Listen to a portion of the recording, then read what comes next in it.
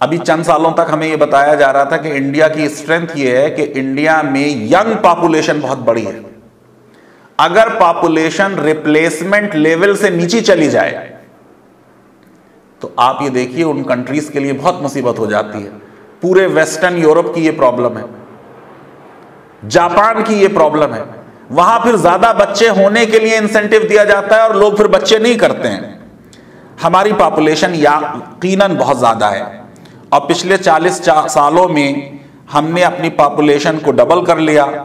2050 तक यकीनन हम चाइना से आगे निकल जाएंगे, लेकिन जो करंट ग्रोथ रेट है वो 1.02% है और इंडिया जो है इस ग्रोथ रेट के हिसाब से दुनिया में 31 नंबर पे आता है। अब आइए, ये जो पूरी बात होती है वो ये कि रिसोर्सेज बहुत कम है, इसलिए पॉपुलेशन को कंट्रोल करें। कंट्री के 1% लोगों के पास 73% रिसोर्सेज है। प्रॉब्लम आपकी इनइक्वालिटी है। कुछ लोगों के पास बहुत पैसे हैं, रिसोर्सेज की कमी नहीं है, रिसोर्सेज का इक्वल इवन डिस्ट्रीब्यूशन नहीं है। ये हम नया डायरेक्टिव प्रिंसिपल एक बना रहे हैं। जो पिछले सारे डायरेक्टिव प्रिंसिपल थे वो इंप्लीमेंट हो गए। डायरेक्टिव प्रिंसिपल है आर्टिकल 39B में कि स्टेट स्ट्राइव करेगी इंश्योर करने की कि there is no concentration of wealth. कुछ पूंजीपतियों के हाथों में वेल्थ जो है देश की कंसंट्रेट नहीं करेगी। क्या हमने किया इस डायरेक्शन में? डायरेक्टिव प्रिंसिपल कहता है कि national resources should be so distributed to subserve the common good. क्या हम डिस्ट्रीब्यूट कर रहे हैं? रिच हमारे यहां रिचर हो रहे हैं, पुअर हमारे यहां पुअरर हो रहे हैं। और इस तरह की पॉलिसीज से, लॉज बना देने से, सबसे आसान है कि लॉ बना देना। हमारी मेजॉरिटी है पार्लियामेंट में, हम कोई भी लॉ बना सकते हैं। आमतौर से प्राइवेट मेंबर बिल पास नहीं होते। प्राइवेट मेंबर बिल का कोई कॉन्स्टिट्यूशनल अमेंडमेंट पास हो जाए ये और भी बहुत मुश्किल होता है। लेकिन मैं ये चाहता हूं कि आज की इस अपॉर्चुनिटी को लेते हुए आपको ये समझाऊं कि ये पूरा आर्गुमेंट जो है पॉपुलेशन वाला, इसमें इतना मिथ फैलाया गया है जिसकी कुछ हद नहीं। एक ये आर्गुमेंट लिया जाता है कि साहब वो तो मुसलमानों की वजह से बहुत पॉपुलेशन बढ़ रही है कंट्री की, और अब अगर हिंदुओं को खतरा है और हिंदुओं को अगर इस देश में बचना है तो फिर हमारे लिए ये जरूरी है कि हिंदू अपनी पॉपुलेशन बहुत तेजी से बढ़ाएं। 2013 में आरएसएस ने कहा कि साहब हर हिंदू कपल को कम से कम 3 बच्चे रखने चाहिए। साक्षी महाराज बहुत बड़े बीजेपी के लीडर हैं, एमपी हैं, उन्होंने कहा नहीं, हर हिंदू के 4 बच्चे होने चाहिए वरना हिंदू रिलीजन को बहुत खतरा है। अब हिंदू औरतों ने कहा क्या हिंदू औरतों को आपने कोई चिल्ड्रन प्रोड्यूसिंग मशीन समझ रखा है? ये कितनी एक इंडिविजुअल के राइट पे कितना बड़ा असॉल्ट है कि कोई दूसरा बता रहा है कि तुम 3 बच्चे करो, तुम 4 बच्चे करो। अरे भाई ठीक है, मेक इन इंडिया का प्रोग्राम है, लेकिन मेक इन इंडिया का यह मतलब नहीं है कि बच्चे पैदा करो। फिर और यूपी में बीजेपी के एमएलए हैं सुरेंद्र सिंह, उन्होंने एक कदम और आगे बढ़ा दिया। उनका नहीं, हर हिंदू कपल के कम से कम 5 बच्चे होने चाहिए। अब आप ये सोचिए कि ये क्या हो रहा है। एक तरफ हम हिंदुओं से कह रहे हैं कि आप अपनी पॉपुलेशन बढ़ाइए, और कौन कह रहा है? कौन सी पार्टी कह रही है? कौन से लोग के एमपीज और एमएलएस कह रहे हैं? और दूसरी तरफ हम पॉपुलेशन की बात कर रहे हैं। प्राइम मिनिस्टर ने तो बहुत अच्छी बात की, इंडिपेंडेंस डे पे अपनी स्पीच में भी इस बात को फ्लैग किया। पॉपुलेशन एक प्रॉब्लम है, क्या उस प्रॉब्लम का सॉल्यूशन कॉन्स्टिट्यूशन अमेंड करके एक नया डायरेक्टिव प्रिंसिपल बना देना है और यह सोचना कि इससे बड़ा मुसलमानों का नुकसान हो जाएगा? अरे भाई टैक्स पे ही कितने लोग करते हैं इंडिया में? 3-4% लोग सिर्फ टैक्स पे करते हैं। उन टैक्स पेयर्स में ऑलरेडी 2 बच्चे होंगे, तो क्या आप उनको टैक्स बेनिफिट डिनाई करेंगे? जॉब्स यंगस्टर्स लेते हैं, उनके बच्चे नहीं होते, शादी नहीं हुई होती, उन्हें दे कहां रहे हैं आप जॉब्स? लेकिन हम समझ लें इस पूरे पॉपुलेशन के मसले को कि एक चीज होती है रिप्लेसमेंट लेवल। रिप्लेसमेंट लेवल का मतलब यह है कि 2.1 बच्चे होने चाहिए, ताकि एक पीढ़ी जब खत्म हो तो दूसरी पीढ़ी जो है वो टेक ओवर कर ले। टोटल फर्टिलिटी रेट अपने आप में पॉपुलेशन बढ़ाता घटाता नहीं है, उसमें मोर्टेलिटी रेट भी हमें जोड़ना चाहिए, वो भी हमें देखना चाहिए कि क्या है।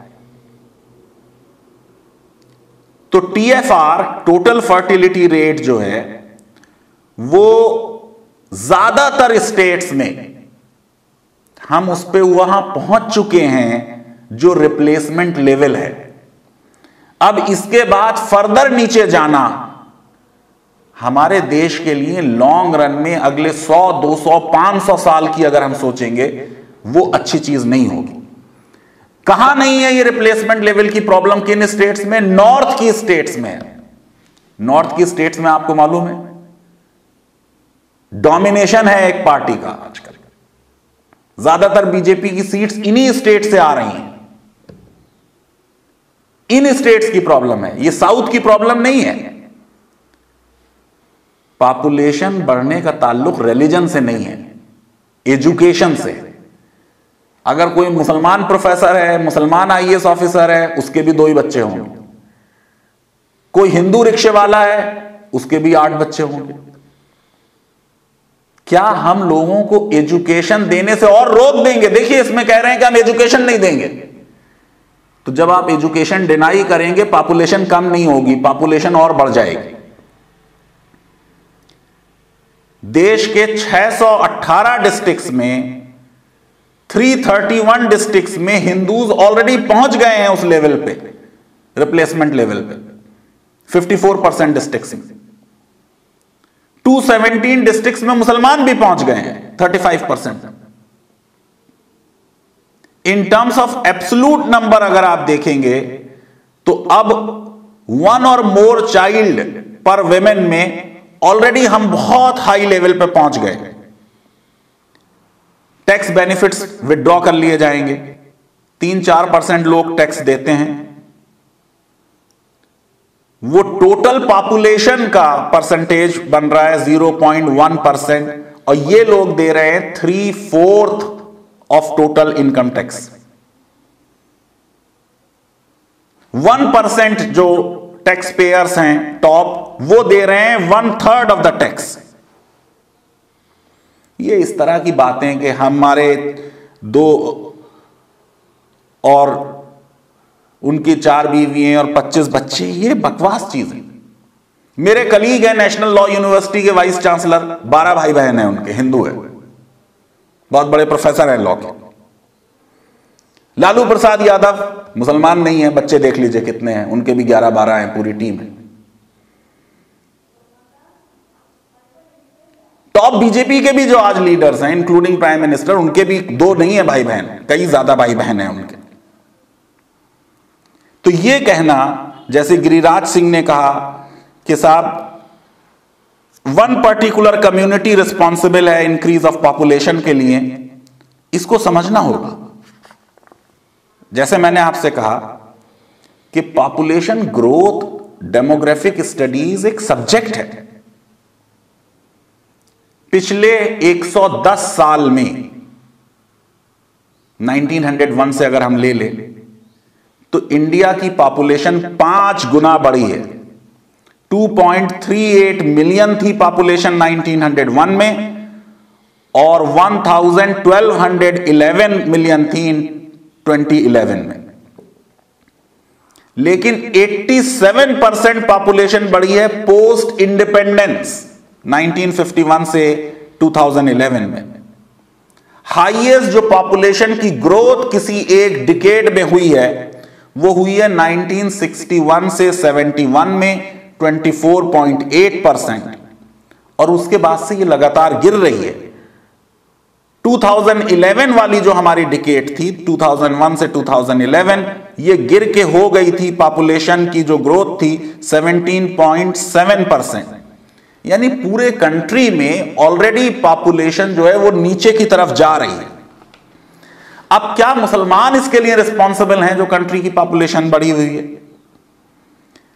तो मैं आपको बता दूं कि 1901 से 2011 तक अगर पूरे 110 साल ले लें तो मुस्लिम्स ने कंट्रीब्यूट किया है 14.6%। 1951 से 2011 तक ले लें, इंडिपेंडेंस के बाद से, इस वाले पीरियड में 16.1%, और 1971 से 2011 में 16.7%। हिंदूज का ले लेते हैं नंबर।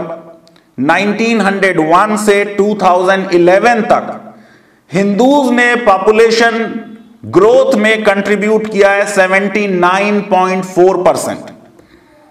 1951 से 2011 तक उन्होंने कंट्रीब्यूट किया है 78%, और 1971 से 2011 तक उन्होंने कंट्रीब्यूट किया है 77.4%। 1901 में 164 मिलियन हिंदूज थे जो आउट नंबर कर रहे थे मुस्लिम्स को। 51 में यह नंबर 268 मिलियन हो गया, 71 में 392 मिलियन हो गया, और 211 में 79 मिलियन हो गया। यह एक मिथ है, झूठ है कि हिंदुस्तान में कभी भी मुसलमान ओवरटेक कर सकते हैं हिंदूज को in terms of population numbers. जो पॉपुलेशन का डिक्लाइन है उसमें शार्पेस्ट डिक्लाइन, स्टीपेस्ट डिक्लाइन, सबसे तेज रेट से डिक्लाइन मुसलमानों का हो रहा है। 1961 से 71 की डिकेड में ये 30.9% था। 2001-11 में ये 24.6% हो गया। और जैसे मैंने आपको बताया, पॉपुलेशन सिर्फ फर्टिलिटी रेट से नहीं बढ़ती है, तीन चीजें होती हैं: fertility rate, mortality rate, migration. Mortality rate है कि बच्चा पैदा होने के बाद क्या मर जाता है। जो टोटल फर्टिलिटी रेट है मुस्लिम्स का यूपी में, वो है 3.10।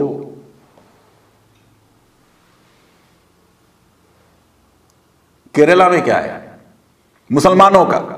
1.86। यूपी में हिंदुओं का क्या है? 2.67। यानी यूपी के हिंदुओं का, जहां योगी आदित्यनाथ की सरकार है और जहां कांग्रेस की सरकार पिछले 30-40 साल से नहीं है, 1989 के बाद वहां सरकार नहीं बनी, यूपी के हिंदुओं का फर्टिलिटी रेट केरला के मुसलमानों के फर्टिलिटी रेट से ज्यादा है।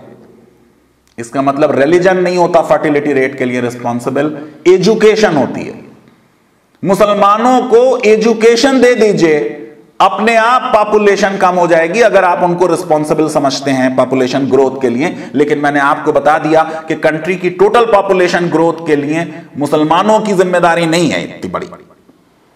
और ये डेटा मैं दे रहा हूं 4th round of national family health survey 2015-2016 से। रूरल इंडिया में क्या टोटल फर्टिलिटी रेट है? 2.41। अर्बन इंडिया में क्या है? 1.75, क्योंकि अर्बन इंडिया में एजुकेशन है। Total fertility rate of Muslims क्या है? 2.61। हिंदूज क्या है? 2.13। थोड़ा सा डिफरेंस नजर आ रहा है। लेकिन आगे बढ़िए, अंडर 5 मोर्टेलिटी रेट, यानी पहले 5 साल में बच्चे का मर जाना, मुसलमानों में है 49.9 और हिंदूज में है 50.5।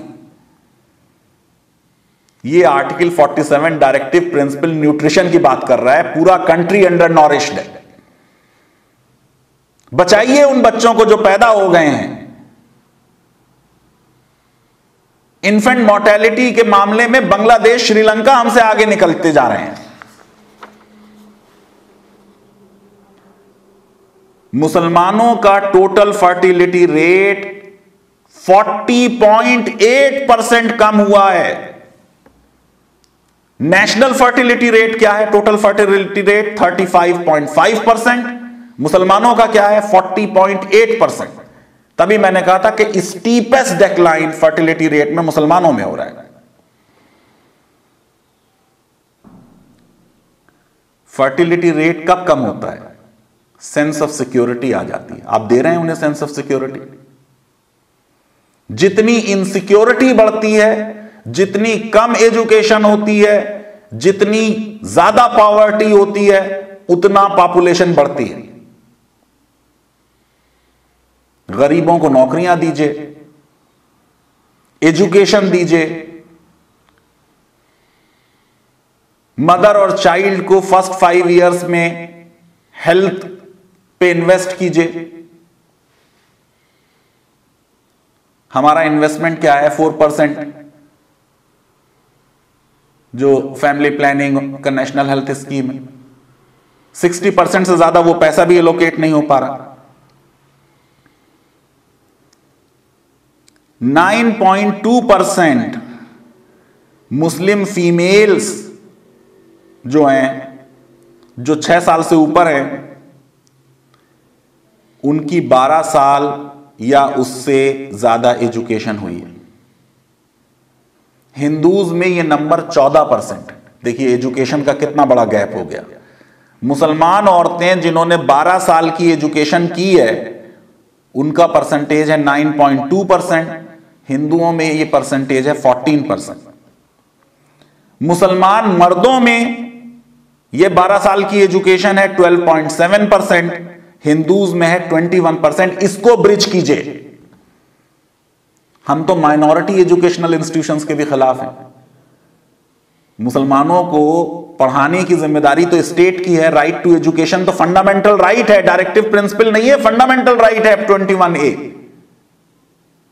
जब वो अपने भी एजुकेशनल इंस्टीट्यूशंस खोलें, उनको जो मिलना चाहिए ऑटोनॉमी, वो ऑटोनॉमी हम नहीं देना चाहते। और अभी देखिए ये फिगर भी आ गई, 18% बच्चे वेस्ट बंगाल के मदरसों में नॉन मुस्लिम्स हैं। बिलो पॉवर्टी लाइन आप देख लीजिए, मुस्लिम्स हैं 25.4%, हिंदूज हैं 21.9%। अगर तेंदुलकर फार्मूला आप अपना लें। सबसे कम फर्टिलिटी रेट जैन्स में है 1.2, लेकिन सबसे ज्यादा एजुकेशन भी जैन्स में है। यानी फर्टिलिटी रेट कम करना है तो हमको एजुकेशन बढ़ानी पड़ेगी। मैं ये समझता हूं कि ये इस तरह के लॉ पास करने से कोई हमारा पॉपुलेशन में बहुत पर्पस नहीं होगा। हरियाणा का जो लॉ था, ये 2 चाइल्ड नाम वाला, पंचायत इलेक्शंस वाला, ये सुप्रीम कोर्ट में चैलेंज हुआ। Javed versus state of Haryana 2003 का जजमेंट है। जस्टिस RC लाहौटी, अशोक भान और अरुण कुमार की बेंच थी। और इन्होंने ये कहा कि ये जो क्लासिफिकेशन है कि जिनके 2 बच्चे हैं वो एक क्लास और जिनके 2 से ज्यादा है वो दूसरे क्लास, ये इंटेलिजिबल डिफरेंशिया पे बेस्ड है। इसका एक रैशनल ऑब्जेक्ट है फैमिली प्लानिंग अचीव करने के लिए। इसका मतलब जो है कि ये एक वैलिड लॉ है। जबकि ये आर्गू हुआ था कि भाई बच्चे ज्यादा होने से किसी की एबिलिटी सरपंच में अच्छा काम करने में कम नहीं होती। यह भी सुप्रीम कोर्ट ने कहा कि right to contest election fundamental right नहीं है, यह तो स्टैट्यूटरी राइट है। और यह भी कहा सुप्रीम कोर्ट ने, जिससे मुझे प्रॉब्लम है थोड़ी, कि फंडामेंटल राइट्स को आइसोलेशन में ना पढ़ा जाए, उन्हें डायरेक्टिव प्रिंसिपल्स और फंडामेंटल ड्यूटीज के साथ पढ़ा जाए। और फिर उन्होंने सुप्रीम कोर्ट का judgment Air India versus Nargesh Mirza को कोट किया, जिसमें यह था कि अगर किसी एयर होस्टेस के 1981 का जजमेंट है, तीसरा बच्चा हो जाता था तो उसकी नौकरी खत्म। सुप्रीम कोर्ट ने इसमें यह भी अपहोल्ड किया था कि जो उनकी शर्त है कि आप इतने साल तक नौकरी में आने के शादी नहीं करेंगे, यह बड़ी अच्छी शर्त है कि इससे पॉपुलेशन कंट्रोल होगी। उस जमाने में तो सिर्फ एयर इंडिया थी। एयर इंडिया में कितनी एयर हॉस्टेसेस थी जो शादी अगर ना करती तो उससे कितनी पॉपुलेशन कम हो जाती है। अगर आपको ये रैशनल लगती है बात, बहुत अच्छी। मैं ये बात फाइनली कहना चाहता हूं कि ये कॉन्स्टिट्यूशनल अमेंडमेंट हो जाने से पॉपुलेशन कंट्रोल के मेजर में कोई फायदा नहीं होगा। अगर हम कोई पॉलिटिकल पॉइंट स्कोर करना चाहते हैं, किसी को हम दिखाना चाहते हैं कि देखो तुम्हें माइंड में रख के हम लॉ बनाते हैं, तो बहुत अच्छी बात। सब्सक्राइब कीजिए हमारे चैनल और दबाइए बेल का आइकन ताकि आपको रेगुलर नोटिफिकेशन अपडेट्स मिल सके।